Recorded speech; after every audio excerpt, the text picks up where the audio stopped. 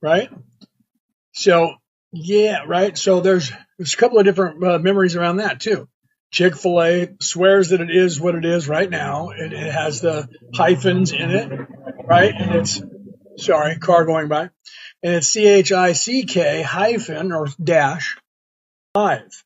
This planet has been here for millions of years and it's not conscious, but it is alive. Okay. It's not self-aware, but it is alive. Okay. And they evolve. Thank you, baby. My wife just popped in and she gave me a bunch of things there, some roses. You guys are not holding up your end of the bargain. Okay. So let me explain who I am. Okay. My name is Kelto. Leonard O'Neill is the body that I am in.